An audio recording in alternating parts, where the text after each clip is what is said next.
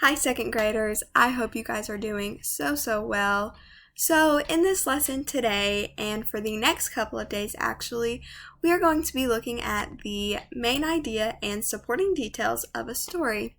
So throughout this lesson, you will learn how to explain the main idea of any and every story you read. You'll be able to explain it to me, to yourself, to your parent or guardian, to your sibling, whoever.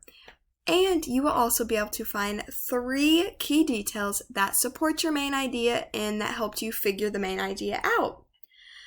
After this lesson, you will also be able to tell me the difference between the topic of a story, which we learned last week, and don't forget it's those 1 or 2 words that describe what a whole entire story is about. So you'll be able to tell me the difference between a topic and a story's main idea. So personally, I think you guys should be so excited about this lesson. I would even say over the moon, because I know that we all love to be great readers, and this is a skill that you'll definitely want to know because it'll make you an even better reader than before. But before we begin our lesson, we are actually going to look at some things that make us good readers. So if you will open up our Google Classroom site, click on the Classwork tab, and right here you will see what makes a good reader.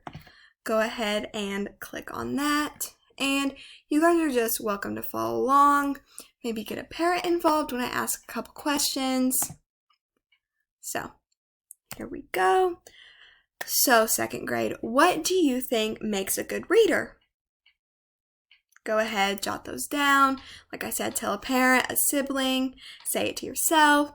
And more importantly, do you think that you are a good reader? So let's look at 3 things that a good reader can do. A good reader can 1, retell a story, 2, understand their story, and 3, tell the topic of a story, and so much more. We get to learn something new.